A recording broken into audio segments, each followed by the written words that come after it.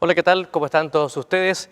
Este es el programa Encuentros del Futuro, el programa de entrevistas del Congreso Futuro de esta edición del año 2019.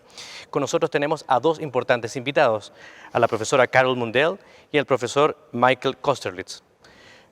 Carol Mundell, she's a PhD in astrophysics of Manchester University and professor of extragalactic astronomy and head of the Department of Physics. And also she's a chief scientific advisor of Foreign Commonwealth Office. Is that correct? Correct. I'm head of astrophysics. Okay. Perfect. And Professor Michael Kosterlitz, who is PhD in physics of Oxford University, a Nobel Prize in 2016 for topological phase transition and topological phase of matter. Is that correct, Professor? Kind of correct? Yes. Okay. I will open the conversation for both of you, and I would like to ask you how science make our life better. Any of you who wants to answer this? I think it's a great question. I think science is a very fundamentally human thing to do. Humans have always explored their environment. They've always pushed the frontiers, whether it's ancient cave dwellers studying the cosmos and making cave paintings of the cosmos that they see around them, right through to the cutting edge technology that we have today. I think when we look at medical advances and how we actually improve people's lives and how we understand the world around us, it's actually really fundamental. Whether we, as Michael and I both work on fundamental physics questions, so we work on curiosity-driven research, but then we see how those apply right through to modern life, maybe over a very long time scale. It may not be immediately that year when you make a discovery that it has its applications. You think of Einstein's theory of general relativity. We now use that for our satellite navigation systems. Many people have these devices in their cars to tell them how to get to their destinations, and in fact it's because of the understanding of the nature of space-time that we're able to do that accurately, but that's 100 years before we realize that technology. Great. And you, Professor, do you think does science make our life better?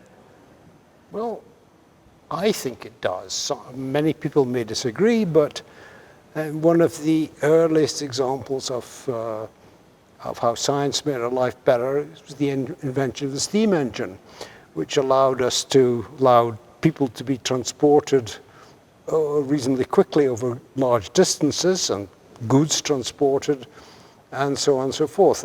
And the steam engine, I mean, the science of thermodynamics was evolved to understand how to make steam engines as efficient as possible. So the applications and the theory go hand in hand again. There are plenty of other examples. I mean, even the internal combustion engine for automobiles and things, that is based on, you can argue that is a thermodynamic system as well. What's the magic name for autocycle or something? And then, of course, there are more sophisticated things, as Carol said, the invention of cell phones. I mean, our present society, if cell phones disappeared or stopped working, our present society would probably have problems in surviving. So science, I would say that science makes our lives better in many ways. Some people may argue to the contrary, because but most think it does. Well, yeah, but you see, to keep these scientific devices going, you need to understand at least a little bit about them. If you gave, say, a bunch of cell phones to a really primitive society, I don't think that they would help. That would help them very much to improve. But given the science at the right level, it can improve one's life a lot.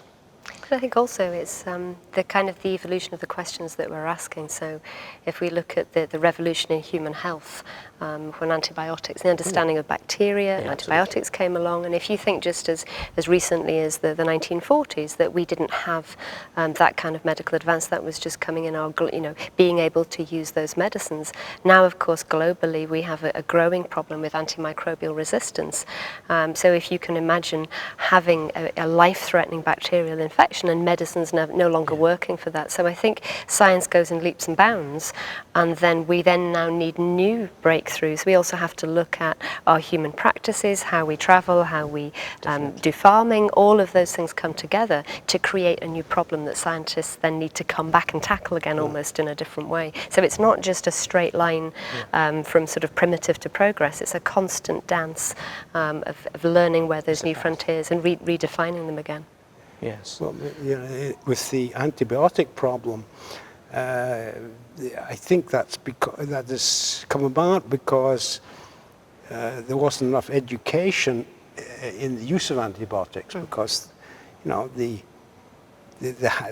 practice of using antibiotics in agriculture, for instance, and basically filling your animals with antibiotics, that was just crazy, because it just led to antibiotic-resistant bugs, and there are some very, very nasty ones around now.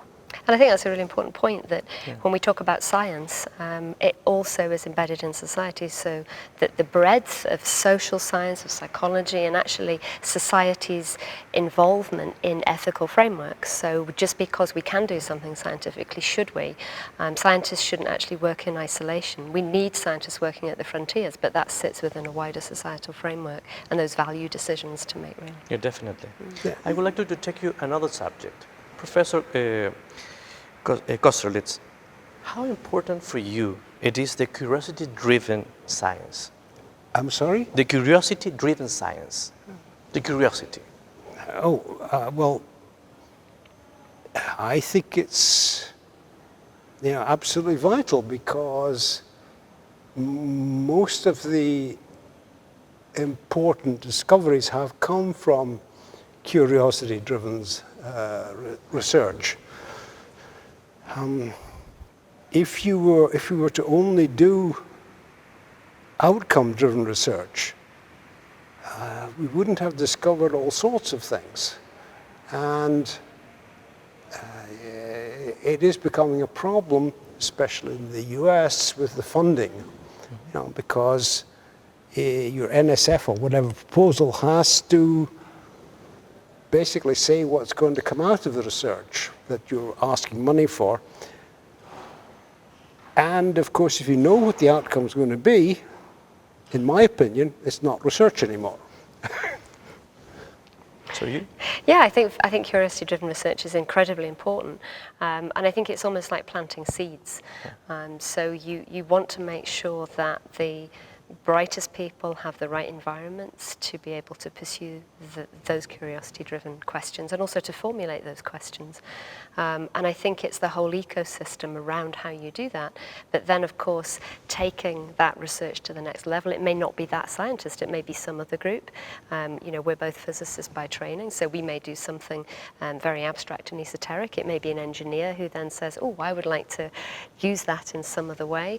And then ultimately how you then bring that through to business, and that can drive your economy. That's then a positive feedback loop, that you grow your economy based on that innovation, and it gives you the funds to be able to invest back into that fundamental science again.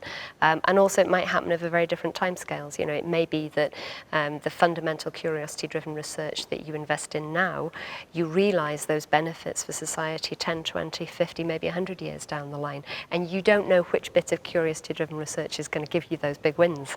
So you plant all those seeds, you cultivate them, and then you get your big crops at the end. Before this conversation, we also talk about how important it is to communicate to the children, to the kids. What is the biggest challenge in order to teach them science, and how important is that, both?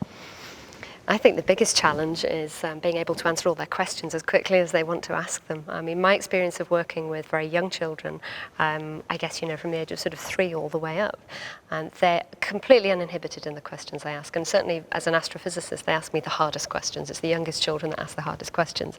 The challenge that I've seen certainly through the education systems that I've had experience of is keeping either that interest or the confidence in the students that it's great to continue to study particularly the physical sciences. So in the UK, and this is a particular problem around encouraging girls to continue to study physics and maths and take engineering later on in their careers. There's been much work done, particularly with the Institute of Physics, about where biases come in. And why it tends to be boys that will take those subjects and the girls will choose other things.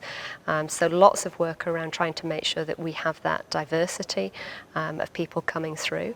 It can be something as simple as the toys that children play with. There's a campaign called Let Toys Be Toys. So let's not gender toys, the girls' toys and boys' toys, they're toys. And creativity and curiosity, enabling children to keep that, because that's actually what makes the best scientists.